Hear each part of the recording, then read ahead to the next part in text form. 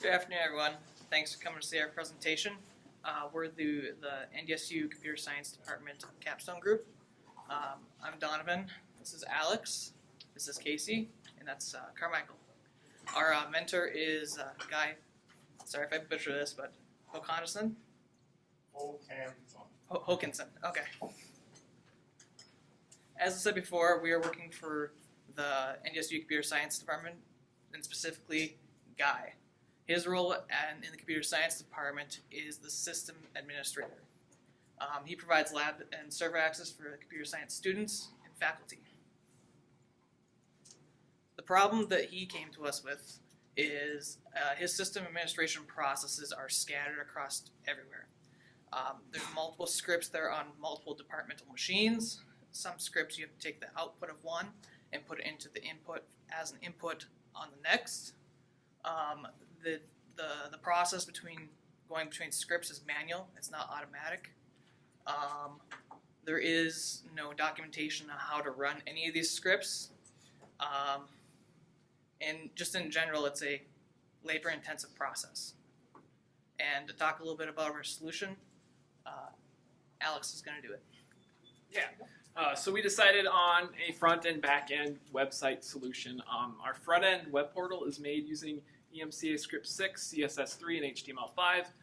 It was something our entire group was comfortable with and is able to just kind of look at and have a good idea of what's going on. We also use AngularJS, D3DSV, which helps parse our CSVs, Lodash, and Bootstrap. It is all in a single web page application that moves between tasks depending on which tab you're currently on, and it sends a post request to whatever Perl script we happen to need. This keeps our Perl scripts on the back end and protected from people looking at the Perl scripts. Our back end is an Apache server. All of our code is in Perl. The scripts that interact with the LDAP are all in Perl. These scripts are pre-made already prior to us going to work on the project, and we'll be adding more Perl scripts as we continue working. We use CGI and then a couple Apache plugins, such as Mod SSL, Mod Security, and Mod LDAP. So there's quite a bit of value to this solution we've prepared. Our front-end solution is very clean looking. It's nice and organized, all on one page. It's very easy for anybody to pick up this website, and if they have a purpose to be there, they're going to know how to use the website just by looking at it. We have an active preview of data that will be added. This allows us to eyeball test data that we put in addition to having it screened by something behind the scenes. And it's easily extended for further implementations. Somebody who picks this project up after us is going to have no issues adding more to it. On our back end, it's a standardized background implementation. This allows us to it's very concise and it's something standardized by the industry. It utilizes our already set up server environment. It's easily maintained, and the Perl scripts that we got already existed and were easily implemented. A little bit about our schedule. Our first sprint, we worked on our initial plan, which we will discuss later. That was what most of our first sprint was about, and then we familiarized ourselves with the Perl scripts. We also implemented a server environment, so we had that back end ready to go for our second sprint, and we determined what we were going to do generally for our future sprints. Our second sprint, we completed our initial documentation. We had all that finished up, and then we decided to switch gears to our current design, which is the web portal interface.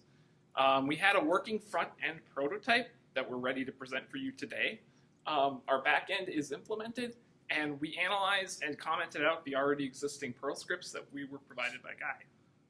Now Carmichael's going to talk about demonstration in progress. I'm gonna have to type stuff and do stuff. All right, so I'm just going to talk about like the progress and status. So initially we went the chef server route. We thought we were going to write recipes and we're going to knife the commands and have them execute. But all this led to a bad user experience, in my opinion. And so what like spurred this change was a couple of things. The whole time I was thinking of like a better way to implement this and like once I kind of had everything in my head, I made the distinction to go with our current plan. So I was working on the CSV to JSON script, and I noticed it was very annoying to. Well, I wrote the code. Then I was like, you give it a CSV, and then you have to tell it which columns you want to extract, because that's the data you're gonna use for the scripts. So from that, I realized, hey, it's time to change. I don't like this. If I don't like it, then it needs to go. And so part of like the solution change was when Dean asked us why we went with our current solution. So I was like, I was thinking about that, but I was like, I really don't know why we're using Chef. It seems more of like setting up if you want to configure an environment from the get-go, but it didn't really serve our purpose of running scripts. So that was the main kind of driving force too. Just having all these thoughts in my head, and I wanted to do better. So our current solution uses better user experience. That's the bottom line, in my opinion. And yeah, we have current progress. We have the Apache server up. We have a UI rough draft, and we have started slightly modifying the Perl scripts to add the CGI, which basically gets the parameters that I send in from the front end. And then it's like before you would input standard input into a Perl script, or you'd give it the CSV thing, and then it'll work on it. Now I'm just piping that in from the UI. All right, so demonstration time. Oh god, this is gonna be hard. All right, all right. So what we have here, very simple bootstrap. Oh my god, so easy to do. So I put this, little header, just tell you what it is. You have tabs, and you click them, and then the thing changes. What's common to each of these scripts is you put a CSV in. So I went ahead and downloaded, we have some from Guy. So he has a good case and a bad case. I shortened down the good case because I didn't want to show too much. So we talked about this during one of our meetings. He wanted, you can select which row is what. So that's kind of cool. Because usually teachers would give in different formats. And so if you can tell which one's which from just this is this. So instead of a bash script that you tell it, hey, row or column 1 is UID, column 2 is email or something, this is much easier. So I know that's a UID, I know that's an email. And what's kind of, I have this little message right here. I'm going to change this later on. So this is just a rough draft. But what I'm thinking is you select this, it limits your options later on. So those are just little things I'm thinking about to get the user experience, so it's very intuitive what you're doing. So when you select a UID, the only option you can select is email. So these are some of the considerations I've made when making this. And you can easily swap to something else, and still the stuff persists. So that's kind of nice. And we'll just hit next. Each one has a different form that you would fill out. So these are just the parameters that would be entered in a script. So instead of doing it through the command line, now you're just putting it in a web form. So pretty, and it's self-explanatory. And this is required, see, the little asterisk. And then you select, and it has options. So you don't have to remember what thing to fill in where. It's very, very intuitive. I'll just keep saying it over and over. So yeah, this is just a rough draft for now. This one just adds stuff. And what's kind of cool, the console. So this isn't connected to the back end just yet. Otherwise, we'd just be making users left and right. But it won't work because the script doesn't allow dummy accounts. And if you try to add a user, these are old CSV, so it won't add anybody new. So you can't really see that. But I can show you what I pipe in. So UID, email, each one. And so yeah, it's pretty cool. I can do it any way I want. I just write a function that says what type of format I want to send it. This one right now it's an array. I can send a string that's delimited by commas, whatever I want. And then the script will pick it up and use it. So that's to show that. But if you want to see that it actually connects, did I did that right? So I made this little tester tester site. It's pretty cool. So we're just gonna do food bar. That's just to show. Could put anything. So yeah, we got a 200 OK, and that's not me faking this. This is real. So the params are foo, bar, and bes. So yeah, works. Then it connects to the CGI bin mock response Perl script. So that's just to show that it actually does work. We just haven't integrated the two parts. And I guess back to the presentation. Well, is that it with the? Yeah, I think that's about it. That's all I wanted to show. So now I'm going to show some code off. I guess give you some details. It's not going to be too in depth. I'm just going to show you, and you'll be like, oh, okay. So this is the one of the bigger scripts that we have to kind of split apart. Right now, it has a switch case that handles like a bunch of different things. I'm thinking having a different script for each different case, so the endpoints are separated. I mean, they'll use common kind of functionality between, so like adding users to LDAP, that's kind of common between, so we'll abstract that out, put it in a different file or something called the function. But yeah, this is one of the big files. You see it's in Perl, not too bad. Here's my index HTML. I made it very easy, so this is where I include all the things. Later on, I'll put them. Instead of loading them in from a min.js HTTP thing, I'll put them inside a lib folder. But for now, they're just here, so it doesn't break while I'm trying to develop. It's some CSS. I made my own that goes on. It lays on top of Bootstrap, and then app.js. Here's some CSS I wrote. Not too crazy. Just overrode some things. Put the little drag and drop looking box. And here's the Angular app or AngularJS. So I'm pretty familiar with it. So not too bad. This highlights the point where I actually need to do some UI refactor. So right now it's all in one file. And to make it easier to maintain later on, that's one of the tasks is to kind of break it apart so Guy can easily maintain, like figure out, okay, I just need to add another tab. Like if he wants to add more scripts in the back end, so if he needs to perform more system admin tasks, he can easily locate the code where to add some new changes. So yeah, I think I'll just skip this. This is where I just build the params. This is the post. Give it an endpoint, so it's just like a script name or something. So So now I'll talk about some risks and issues that we've had. So risks, the only thing we can really think of when we switch to this is that, though some of those are before, so loss of progress if server becomes corrupted. So that's just, if anything happens to the server, then obviously it'll be down and you'll get like a 504 or some error, 404 I guess. And then, or some new requirements that kind of like totally different from what we've had envisioned.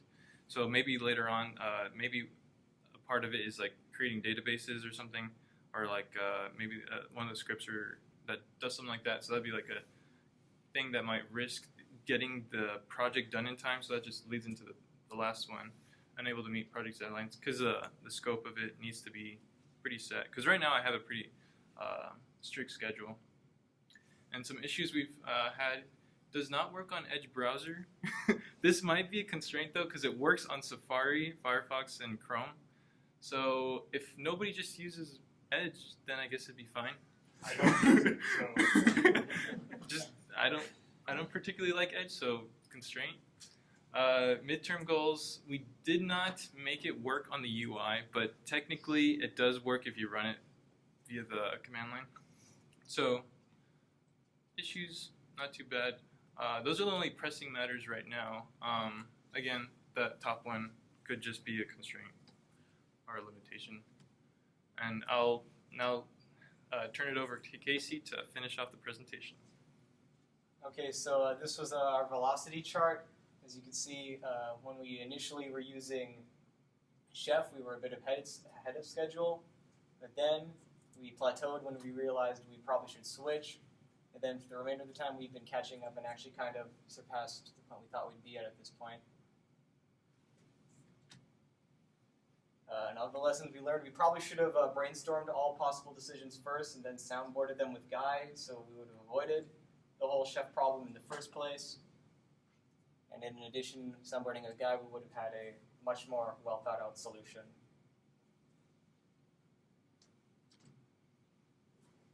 So yeah, for the remainder of the sprints, it's a lot of fixing up things, tidying up security, making a better UI. Some of the errors on the scripts we're going to need to fix, and maybe even in the future implementing some of the things on the scripts that are not implemented at the moment. And validate and configure the system security. So yeah, it's not all the way there yet. And any questions? This is more of a comment, but I think even Microsoft is ditching Edge, so I don't think it'll be a problem for too much longer.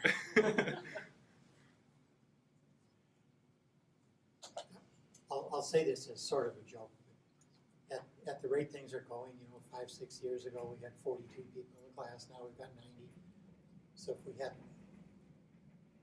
3,000, are there any scalability issues you could imagine with any of these things? What's cool is that since we broke it up into the front and back end, there's kind of no real scalability issues that I can think of. In fact, you can actually switch out Perl if some group later on is like, oh, I hate Perl. I'm going to do Python because Python's easy and more user-friendly. Or if they want to do PHP or Node.js or anything like that, so keeping the language just JavaScript the whole way through. Even on the front end, they can go, oh, I don't like AngularJS. Maybe I want to use React or Vue.js or something like that. They can easily swap it out. In terms of scalability, right now I have a very simple thing, but when I break out the project structure, so when I do the refactor that I was talking about, it can easily be extended upon, and the project structure will make it so it's organized so everybody knows where things go, and they can kind of just emulate from there. So if they just want to iterate, add more things, it's very easy that way. And in the backend, scalable because you just add scripts, and those are just endpoints that you just go on.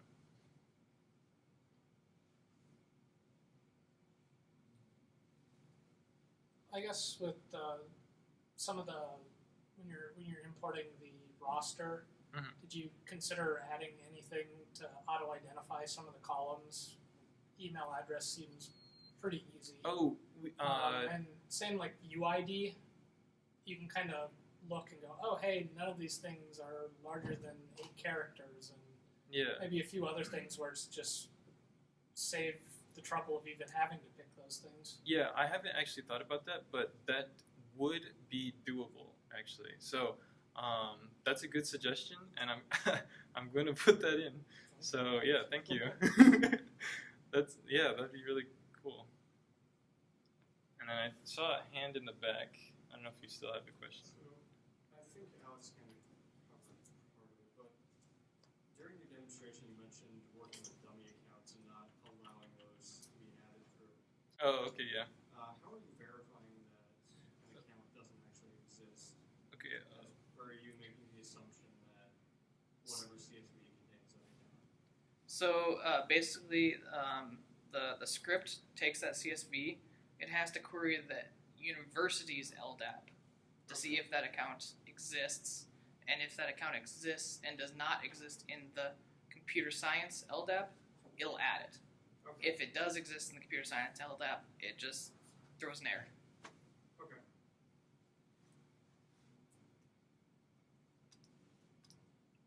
Are there any technical issues you have left over that worry you at all? No, we kind of started fresh when we did the change. We removed all Chef and Donovan set up Apache relatively fast, so there's no like kind of like lag start or anything like that. So right when I think after a meeting, it was like 2 days after, we go, okay, change. Or like I brought up the idea, talked to Guy about it, and he was like, okay, that's cool, because I showed him the prototype, and he was like, yep, that sounds pretty good. So in terms of like a technical issue that popped up, none right now. Yeah, other than the edge thingy, but that's a technical issue. And one last for me, have you talked to Guy at all, or have you thought about whether this is a tool that other departments around the university might want to have? We Really had, doubt they do this. No, yeah. none are that standard. No, what other department has their own LDAP server to put students in for various classes? Right. Yeah. That's the reason they're doing this, is a whole bunch of non-standard things that take time. I don't know, I guess maybe find out what non-standard things other departments do.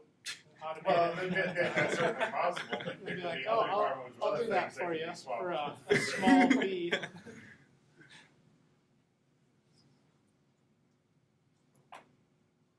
That's it. Thank you. Thank you. Yeah, thank you.